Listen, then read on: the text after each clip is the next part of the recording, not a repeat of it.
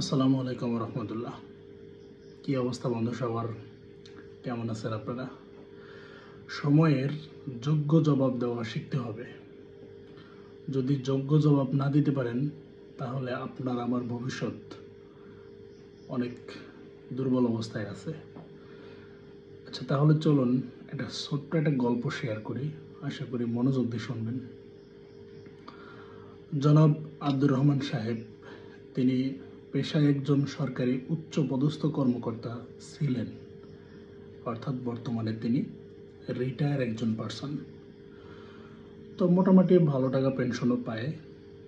তো চলুন ওনার বিস্তারিত একটু জেনে নেই। উনি দুইটা ছেলে, কোনো মেয়ে নাই। বাড়িতে একজন কাজের বুয়া থাকে। বড় ছেলে বিবাহিত, ছোট ছেলেও প্রেমের সম্পর্ক ছিল। পরবর্তীতে আব্দুর রহমান সাহেব তার প্রেমের সম্পর্কতে সম্মতি দিয়ে বিয়ে করাইয়া ছেলের বউ দ্বিতীয়টাও ঘরে নিয়ে আসছে। তো উনি রিটায়ার হয়েছে বেশ কিছুদিন যাবৎ। তো পরবর্তীতে যে ওনার জীবনকাল বা জীবন চক্র যেটা, এটাতে বেশ কিছুটা পরিবর্তন উনি ওনার পরিবারে দেখতে পেলেন। সেটা ধরেন, যেহেতু অবসরে আছেন, অবশ্যই তার তেমন কাজ নেই, কারণ তিনি একজন সরকারি উচ্চপদস্থ কর্মকর্তা ছিলেন। তো উনি সচরাচর বাড়িতে সবসময় বসেই থাকেন, তেমন একটা কোনো কাজ না থাকার কারণে।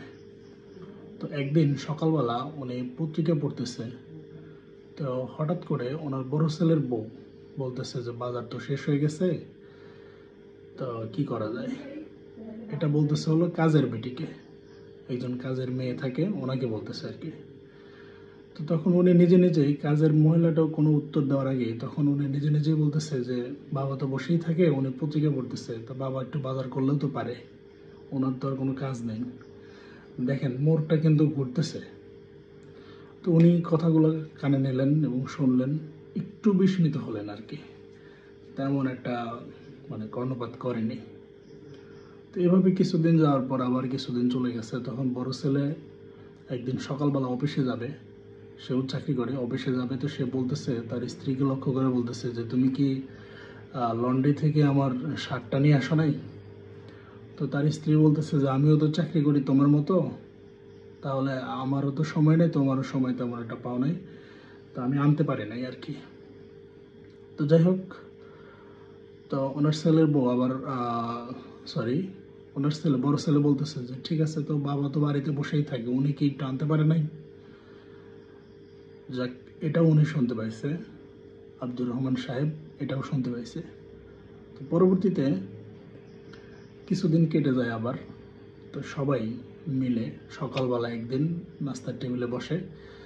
তো বসার পরে কাজের মহিলা যে সকালবেলার যে নাস্তা আয়োজন করা হয়েছে এগুলো পরিবেশন করতে থাকে। তো ওনার সবাই মিলে একসাথে খাদ্য গ্রহণে বসাতে উনি কিছুটা আঁচ করতে পারে যে আজকে হয়তো বা কোনো একটা প্রস্তাবনা আমার সামনে আসতে পারে। তো তখন ওনার বড় ছেলে বলতেছে যে বাবা, আমি তো চাকরিতে ট্যুরে গেছিলাম গাজীপুর। তো কাজের ফাঁকে বা ট্যুরের ফাঁকে আমি ওখানে কিছু মনোরম পরিবেশে নদীর ধারে একটা বৃদ্ধাশ্রম দেখতে পাইছি। আমার মনে হয় তোমার বাকি জীবনটা ওখানে কাটানোই উত্তম হবে, তুমি ওখানে ভালোই থাকবে। তো আমরা তোমাকে মাঝে মধ্যে গিয়ে ওখান থেকে দেখে আসবো।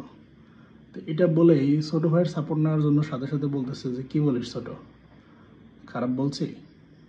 ছোট ভাই বলে তার বড় ভাইয়ের সাথে সাই দিয়ে বলে যে না, অবশ্যই ভালো বলছো, ঠিক আছে, বাবার এখন বয়স হয়ে গেছে, উনি এখন বৃদ্ধাশ্রমে থাকলেও তো পারে।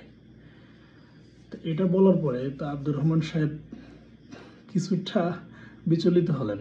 তারপরে উনি ওনার ছেলেদেরকে উদ্দেশ্য করে বলতেছে যে বাবারা শোনো, তোমরা যেহেতু অনেক চিন্তা ভাবনা করে আমার জন্য একটা সিদ্ধান্ত নিয়েই ফেলেছো, তা আমিও তোমাদের জন্য একটা সিদ্ধান্ত নিয়েছি অনেক চিন্তা ভাবনা করেই।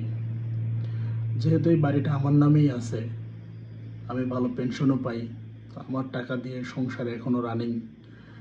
আবার আমার একজন কাজের মেয়েও আছে, যাকে আমি আমার নিজের মেয়ের মতো দেখি। তো তোমাদের জন্য আমি একটা সিদ্ধান্ত নিয়েছি, সেটা হলো তোমরা এই বাড়ি ছেড়ে চলে যাও, তোমরা একটা যৌবনাশ্রম খোলো।